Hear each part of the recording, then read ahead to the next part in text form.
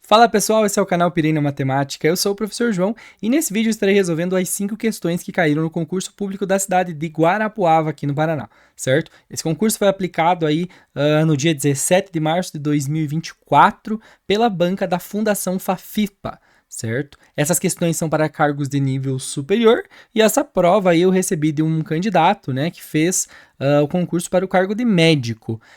Pelo que eu vi ali, andei analisando a prova para os outros cargos, é bem semelhante, né? As questões são bem parecidas. Mas eu não observei se essa prova foi aplicada para outros cargos de forma idêntica, certo? Mas o nível de dificuldade aí da Fundação Fafipa, ela não costuma variar tanto assim de uma prova para outra. Beleza? Vamos lá então. Qualquer dúvida, deixa registrado aqui nos comentários. Isso não é um gabarito oficial, né? Que fique bem claro. São as resoluções que eu fiz por meio da minha experiência como professor de matemática aqui no canal. Se você ainda não é inscrito, lembrando, não deixa de se inscrever e comentar aqui também, né? Deixar um feedback se esse vídeo te ajudou de alguma forma. E lembrar você de algo bem importante. Aqui na descrição desse vídeo eu vou deixar o link da playlist Matemática para Concurseiros, onde você vai encontrar outros vídeos da Fundação Fafipa e outras bancas também, revisões aí de concursos voltados no âmbito da matemática. Beleza? Vamos lá então para a questão de número 6, que diz o seguinte: um pintor deseja pintar uma logo ilustrado a seguir, composta por 4 regiões. A ideia é não permitir que cores idênticas sejam utilizadas em região adjacentes. Sabendo que o pintor possui 10 diferentes cores à sua disposição, o número de maneiras diferentes que ele poderia pintar essa logo é um valor. Então, o que a gente tem que pensar? Eu tenho à minha disposição 10 cores. Só que eu não posso pintar cada região de qualquer cor. Vamos supor que eu vou pintar inicialmente esta região aqui. Quando eu for pintar essa região, eu tenho à minha disposição 10 possibilidades. Então, essa é a primeira parte, tá? Eu tenho 4 regiões ali, tá? Quando eu for pintar a segunda região, ela pode ser qualquer cor, menos, por exemplo, aqui o vermelho, tá? Por quê? Porque não pode cores adjacentes, ou seja, cores que estão ligadas aqui, serem iguais. Então, eu vou ter à minha disposição agora uma cor a menos. Então, eu vou ter 9, certo? Quando eu for pintar a outra parte desse retângulo aqui, ele só vai ficar inicialmente colado com essa região aqui, certo? Então, eu posso pintar de vermelho se eu quisesse essa região ali? Poderia. Eu só estou usando cores genéricas, tá, gente? Só para explicar. Então, eu posso utilizar 9 opções. Eu só não posso utilizar essa que ela está colada aqui. Então, eu tenho 9 opções para essa terceira casa. E quando eu for pintar a última parte, que é essa daqui, observem que ela vai ter contato com a parte vermelha e com a parte azul. Então, teoricamente, eu não poderia escolher nem azul e nem vermelho. Então, eu teria 2 cores a menos para escolher para essa última posição. Ou seja, aqui eu tenho 8 possibilidades. Pelo princípio multiplicativo, basta nós multiplicarmos esses resultados aqui para encontrar o número total de possibilidades. Então, aqui 9 vezes 9 eu já tenho 81. Fazendo 81 vezes 8, nós ficamos com 8 vezes 1, 8, e 8 vezes 8, 64. Multiplicando, então, 648 aqui por 10, nós encontramos 6.480, porque multiplicar por 10 ali é só acrescentar um zero. Portanto, a alternativa correta, nessa prova aqui, ele sempre coloca em intervalos, é um valor que é o quê? É um valor que é menor que 6.500. Portanto, a alternativa aqui correta é a letra B. De acordo com o gabarito preliminar também, eu cheguei na mesma conclusão. Ok? Vamos para a questão número 7. E lembrando, se você tiver alguma dúvida, alguma colocação, algum erro que você acha que eu cometi, né? Vai saber. Pode comentar aí também, né? Porque é sempre bom a gente discutir sobre a questão. Próxima questão. 8 jovens foram pré-selecionados em um processo seletivo para uma vaga. Nesta fase, os jovens farão uma pequena prova de 10 questões fechadas com 4 alternativas cada, cujo valor de cada questão é 1,0 ou 1 ponto. Sendo que nenhuma questão apresenta erros, à medida que os candidatos vão respondendo as questões, a nota já é publicada ao lado do código do candidato em um telão para que todos possam acompanhar. A única regra desse processo é que todos resolvam a mesma questão ao mesmo tempo. Ou seja, enquanto houver um candidato resolvendo a questão 3, por exemplo, ninguém pode começar a questão 4. Supondo que no final da questão 9, as notas no telão estejam dispostas da seguinte maneira. O estudante A acertou 6 já, o estudante B 5, porque cada questão vale 5, né? Vale 1, perdão, é só somar. o C e o D 7, o E 4, o F 5, o G 2 e o oitavo aqui acertou 6. Em caso de empate, o mais velho se classificará. Assim, ao iniciar-se a questão 10, o candidato H, que é o mais velho, esse aqui, tá? Esse aqui é o mais velho, possui P chances de ficar em primeiro lugar. Dessa forma, pode-se aferir que P é um valor. Então, o que eu quero que vocês observem aqui?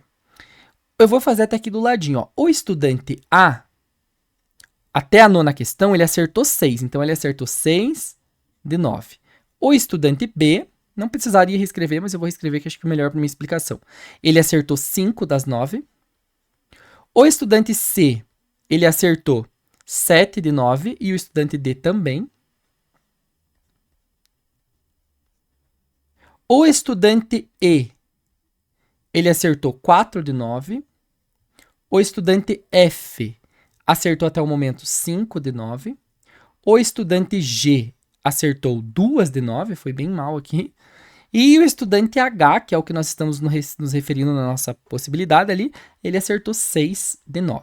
Nós estamos falando da possibilidade, né, P, chances de ficar em primeiro lugar. Lembrando que se tiver empate, o mais velho sempre vai ficar em primeiro lugar. E o estudante H realmente é o mais velho. Então, só para título de eliminação aqui, quem que já nem tem chance de ficar em primeiro lugar? Mesmo que, por exemplo, o H errasse, né? Que não teria condições de assumir a sua posição. Aqui, vamos supor, né? O A não vai fazer diferença para nós, né? Inicialmente, mas eu vou deixar ele aqui sem riscar. Vou só descartar os menores, ó. Os 5, 9. Mesmo que ele acertasse e o H errasse a 10ª questão, como o H é o mais velho, ele passaria na frente. Então, não vai fazer diferença. O E aqui também, 4 sobre 9, mesmo que o H errasse e o E acertasse, também eu posso descartar. A mesma coisa aqui para o G e a mesma coisa aqui para o F, que é o mesmo caso do B, certo? Sobraram aqui o A, o C, o D e o próprio H. Eu quero aí pensar, gente, na questão da possibilidade desse H aqui, ele ficar em primeiro. Então, para ele ficar em primeiro, né, por exemplo, ele minimamente vai ter que acertar a 10ª questão.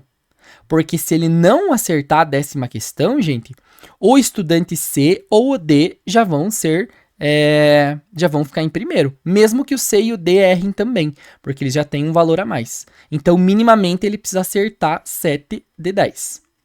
Ok? Então, para ele ficar em primeiro, o que vai ter que acontecer? Ele vai ter que acertar. Qual que é a chance aqui do H acertar? Ou ele pode acertar ou ele pode errar, né? São essas duas possibilidades. Ou seja, 50% é uma em duas, né? O que mais que nós temos em relação ao valor do D aqui? O D, gente, e o C, né? Nós precisamos que eles errem. Porque se o C e o D acertarem, mesmo que o H acerte, quem vai ficar na frente do H, o C e o D. Porque eles vão fazer 8 pontos, enquanto o H vai fazer 7. Qual que é a chance do D errar? É metade também, porque ou ele acerta ou ele erra. E qual que é a chance do C errar? Também é metade, 1 sobre 2.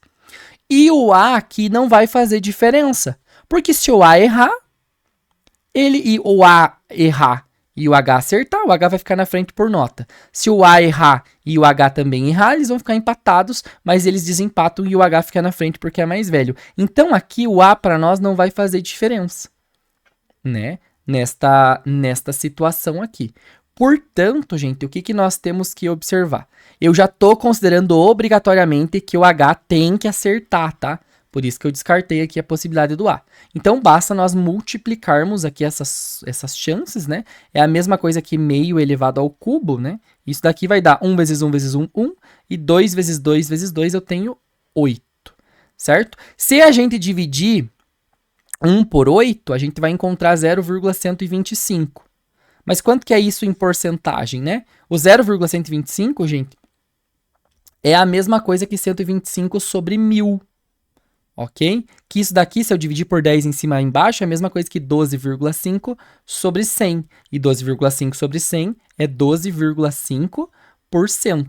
Portanto, a probabilidade, né, a chance disso acontecer é um valor aí que é exatamente igual a 12,5%, que está compreendido nesse intervalo aqui entre 11% e 13%. É uma questão que parece um pouco confusa, eu confesso que a primeira vez que eu fui resolver ela, eu tinha resolvido de uma forma diferente. Né, eu não tinha chegado na resposta, mas aí com mais cuidado depois, até quando me mandaram a foto da questão, tava faltando o valor do H ali, então eu não tinha uma resposta coerente para responder, mas o resultado que eu encontrei coincide de fato com o valor do gabarito. Beleza, gente? É bem importante que vocês observem que eu não usei ali o fato do A errar, porque nós já estamos considerando como condição inicial que o H vai acertar as 7 das 10 questões. Porque se ele não acertar, eu nem tenho como pensar em ele ficar em primeiro. Porque mesmo que o C e o D errem daí, né, eles já vão ficar em primeira e segunda posição. Beleza? Vamos então para a questão de número 8.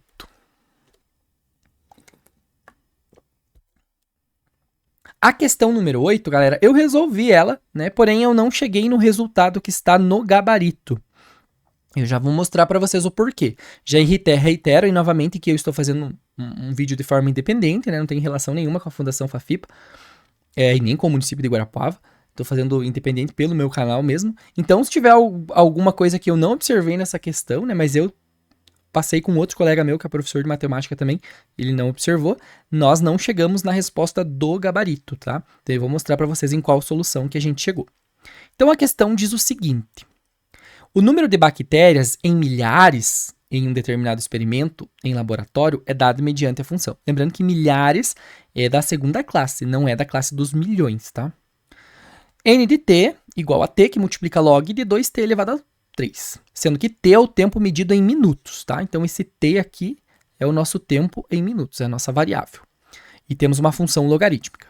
Assim, podemos afirmar que a diferença, ou seja, a diferença é uma subtração, entre a quantidade de bactérias passados 5 minutos, ou seja, para t igual a 5, né? Eu já vou deixar aqui. E o valor dessa função ali para t igual a 10, porque é para 10 minutos, em relação ao início do experimento, é um valor de, observando que log de 2 é igual a 0,301 e log de 3 é 0,477. Então, como que eu resolveria essa questão? Como eu preciso do valor do tempo aplicado na função em relação ao 5, então nós teríamos inicialmente o nosso n de 5, onde eu vou ter 5, que é o valor do t, que multiplica o log, abre parênteses, 2 vezes t, o meu t é 5, tudo isso elevado a 3. Então vai ficar 5 que multiplica log de quanto, gente? O log de 2 vezes 5 aqui, eu nem preciso separar, porque 2 vezes 5 é log de 10 elevado a 3, tá? Mudando algumas coisas. Esse 3 aqui que está como expoente do meu logaritmando por propriedades de log, eu posso jogar ele lá na frente multiplicando o meu log. Então vai ficar 5 vezes 3, que eu trouxe aqui para frente, vezes o log de 10, tá? E aí você vai lembrar aqui que 5 vezes 3 eu tenho 15, e log de 10, como o log automaticamente é base 10, logaritmando e base igual, por propriedade isso dá 1. Então 15 vezes 1, 15. Só que a resposta está em milhares, então é 15 mil. Ou seja, isso daqui tem que dar 15 mil, 15 mil bactérias, tá? Porque está em milhar. Beleza. Aqui em relação às bactérias. Agora, eu vou fazer o quê? Eu vou calcular o meu valor para o t, até vou trocar de cor, para o meu t valendo 10. Agora é o meu t depois de 10 minutos. Então, eu vou fazer a mesma coisa. Vou calcular o n de 10 igual ao valor de t, que é 10, vezes o log de 2 vezes o t, então 2 vezes o 10, elevado a 3. Vou aplicar direto aquela propriedade do expoente do logaritmando que passa lá na frente do log multiplicando. Então, vai ficar 10 que multiplica 3, que multiplica. Como eu tenho o log de uma multiplicação, eu posso converter isso aqui em um log de uma soma. Então, vai ficar assim, ó, log, abre parênteses, de 2 mais o log de 10. Isso é uma propriedade de log, tá, gente? Continuando. O 3 vezes 10, ou 10 vezes 3, eu tenho 30. vezes o log de 2 é um valor dado no enunciado, que é 0,301. 0,301, tá? Mais o log de 10 na base 10. Novamente, isso aqui é 1. Então, eu vou ficar com 30 vezes 1 inteiro mais 301 milésimos, eu tenho 1,301. Fazendo esse cálculo aqui de 1,301 vezes 30 aqui, então nós vamos ter 39,3, isso? Deixa eu ver se eu fiz certo aqui. Bom, vamos conferir aqui. Só para não ter equívoco, porque essa questão eu não cheguei no gabarito, então só para conferir e ter certeza, mesmo sabendo que eu sei a resposta. 0 vezes 3, 0, e aqui 0 também. Então só vai deslocar aqui. 3, 0, 9 e 3. Então vai ficar 0, 3, 0, 9, 3. Então, como eu tenho 3 casas decimais, eu volto 3 casas decimais aqui, certo? 39,030.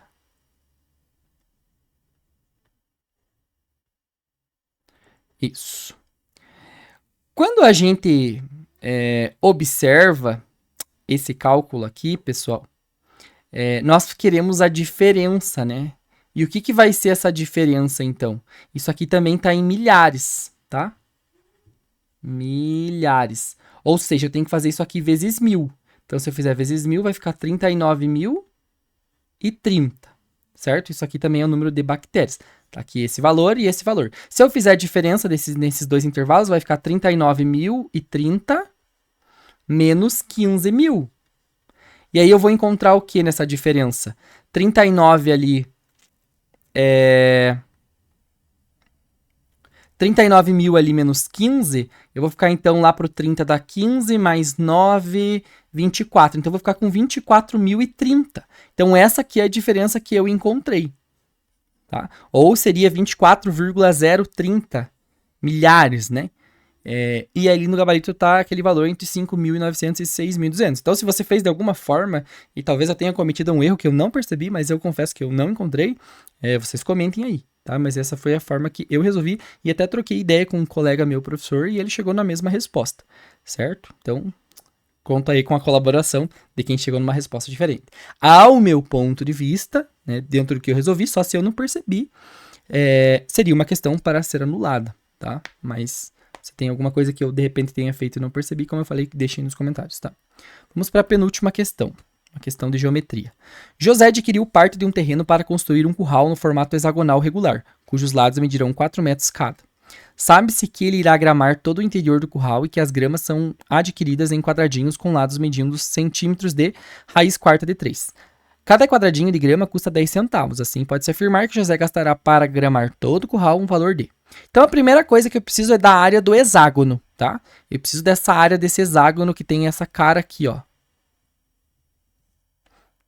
Como é um hexágono regular, o hexágono regular eu consigo dividir ele em 6 triângulos equilatos, tá? Isso aqui já é de costume de questões que envolvem hexágono regular. Lembrando que o lado desse hexágono é de 4 metros, tá? Vocês concordam que isso daqui é a área de 6 triângulos equiláteros? Então, o que eu tenho que fazer para calcular a área do hexágono? É a primeira coisa que eu preciso. Eu vou ter 6 vezes a área do triângulo equilátero. Mas qual que é a área do triângulo equilátero? Então, é 6 vezes.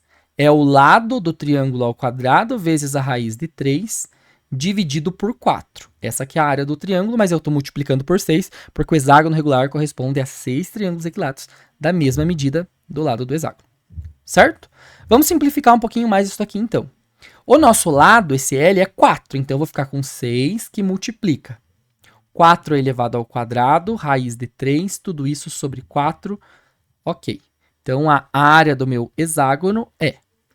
Se vocês observarem, eu vou ficar com 6 vezes. Aqui eu tenho 4 ao quadrado, que é 4 vezes 4, que dá 16. 16 dividido por 4 fica 4, então vai ficar vezes 4, raiz de 3. 6 vezes 4, aqui eu tenho 24, raiz de 3. E como o meu lado está em metros quadrados. Como, pessoal, o nosso quadradinho aqui, quadradinhos com lados medindo centímetro, que eu vou ter que calcular a área do quadradinho, agora está em centímetro, já vamos deixar isso aqui em centímetro quadrado. Como que eu vou fazer para transformar isso em centímetro quadrado? Lá na nossa escala de medida eu tenho o metro quadrado, o decímetro quadrado e depois o centímetro quadrado. Então eu vou pular 2 casas aqui, certo? Só que para cada 2 casas que eu pulo, são 2 dimensões. Então aqui 0, 0 e mais a outra lá, 0, 0. Então eu tenho que multiplicar isso aqui por 10.000. Eu tenho que fazer vezes 10.000. Então isso aqui vai ficar 240.000 raiz de 3 centímetros quadrados. Isso é a área do hexágono em centímetro quadrado, tá? E agora eu vou calcular a área do quadradinho, porque eu preciso ver quantas vezes essa área cabe na área do hexágono, para saber quantos quadradinhos eu preciso, né? Então, a área do quadrado agora. A área do quadrado, como vocês sabem, é o lado elevado ao quadrado. Qual é o lado desse quadrado? O lado é raiz quarta de 3 elevado ao quadrado. Tá bom? O que que isso significa? Isso aqui significa raiz quarta de 3 vezes a raiz quarta de 3. Isso aqui é a mesma coisa que raiz quarta de 3 vezes 3 é 9, que é a mesma coisa que 3 ao quadrado. Quando eu escrevo uma potência dessa forma, o meu radicando aqui, eu posso elevar um expoente que é uma fração. Nesse caso, esse expoente aqui, que é o 2, vira numerador, e esse índice vira denominador. 4 sobre 2 aqui, 2 sobre 4, na verdade, é a mesma coisa que 1 sobre 2. Então, isso aqui é a mesma coisa que 3 elevado a meio, e 3 elevado a meio é a mesma coisa que raiz quadrada de 3, certo? Então, essa daqui é a área do nosso quadrado. Isso aqui em centímetros quadrados. Olha que beleza. Agora, eu vou descobrir o total de quadrados. Eu quero saber quantos quadradinhos cabem. Vou escrever aqui, total de quadrados, tá? Eu vou ter que fazer o que para saber isso? Eu vou ter que dividir a área do hexágono pela área do quadradinho. Tá bom? Por que que eu tenho que fazer isso, gente? Porque eu quero saber quantas vezes esse quadradinho cabe lá na área do hexágono, certo? Por isso que eu faço essa divisão. E eu tenho que tomar o cuidado. Ou eu transformaria, né, esse valor aqui em metro quadrado, se eu não tivesse feito isso aqui. Mas como eu já transformei a minha área do hexágono em centímetro quadrado, e a minha área do quadrado já está em centímetro quadrado, isso vai facilitar a minha vida. Então vai ficar a área do hexágono, 240.000, raiz de 3 centímetros quadrados, dividido por raiz de 3, que é a área de cada quadradinho. Olha aí, ó. Raiz de 3 corta com raiz de 3. Então, aqui eu tenho o total de quadrados, que vai dar quanto? Exatamente 240.000 quadradinhos eu preciso. Quanto que custa cada um mesmo? 10 centavos. Então, vezes 0,10. Isso aqui, 0,10, gente, é a mesma coisa que eu dividir esse valor por 10, tá? Por quê? Porque 0,10 ou 0,1 é a mesma coisa que 1 sobre 10. Então, é a mesma coisa que eu dividir por 10, né? Vai cancelar um zero aqui, vai sobrar 24.000, certo? E como é em reais, esse é o valor que a gente vai pagar por esses 240.000 quadradinhos aí de grama que a gente vai precisar, certo? Portanto, a alternativa correta é a que diz aqui que é um valor abaixo de 24.500, letra C. Certo? Uma questão fácil, daí do meu ponto de vista, mas vocês têm que lembrar da área do triângulo equilátero para calcular a área do hexágono regular e também lembrar da área do quadrado e aquelas manipulações ali com a raiz quadrada, a raiz quarta e tudo mais. Beleza? Vamos para a última questão, então, dessa prova aí da FAFIPA. Essa questão bem interessante e vai exigir aí do candidato uma maturidade bem boa com a matemática, tá? Vocês já vão entender o porquê. Ao dividirmos o número x pelo número y, então a primeira coisa, vamos fazer isso, nem vou ler o resto ali. O número x é 4 elevado a 2024 e o número y é 2 elevado a 2024. Como que eu vou dividir isso? Calculando? Não, eu vou reduzir primeiro a esse 4 a mesma base, porque eu posso aplicar uma propriedade. O 4 é a mesma coisa que 2 elevado a 2, concordam? E tudo isso está elevado a 2024. Tudo isso dividido por 2 elevado a 2024. Como eu tenho potência de potência aqui, eu posso multiplicar. Então, vai ficar 2 elevado a 2 vezes 2024, 4.048. Tudo isso aqui dividido por 2 elevado a 2024. Como eu tenho potências de mesma base aqui, né, eu posso repetir o 2 e diminuir os expoentes. Então, 4.048 menos 2.024. Como 2024 é a metade de 4.048, né? Fica 2.000 elevado a 2024. E aí ele está perguntando qual que vai ser o algarismo das unidades desse número aqui. Do resultado desse número aqui. Vejam, ó, como sendo o algarismo das unidades. Qual é o número, né? Isso daqui vai dar um número muito, mas muito, muito, muito, muito grande. Porque isso aqui é 2 vezes 2 vezes 2 vezes 2 vezes 2 vezes 2 vezes 2 vezes 2 vezes 2 vezes 2 vezes 2. Enfim, 2.024 vezes. E aí, como que vai... O que que eu vou recomendar para vocês? Olhem o que que acontece. Quanto que é 2 elevado a 1? 2. Quanto que é 2 elevado a 2? É 2 vezes 2, que é 4. A gente não vai fazer até 2000, até o 2024, pode ficar tranquilos. 2 elevado a 3 é 8.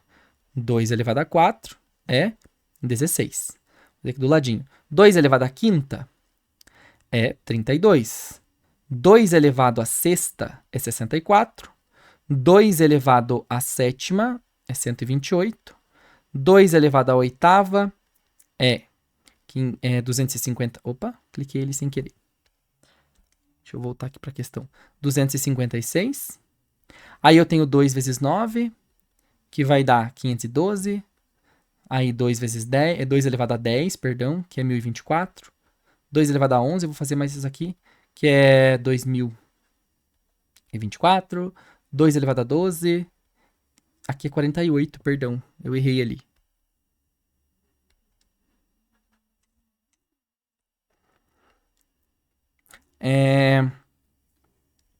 2048, né? Daí vai ser 4.096 e assim por diante. Olhem o que acontece com os algarismos das unidades, gente. Isso eu quero que vocês observem. 2, 4, 8 e 6. 2, 4, 8 e 6.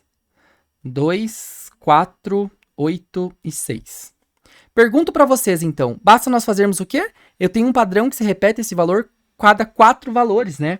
Então, o que nós podemos fazer aqui? A gente vai dividir esse 2024 por 4, né? Porque é exatamente esse carinha aqui que eu quero saber quantas vezes eu vou multiplicar, né? Só que me interessa a unidade. Eu vou dividir isso aqui por 4. E não me interessa quanto vai dar aqui. Me interessa o que vai sobrar. Vai sobrar 0.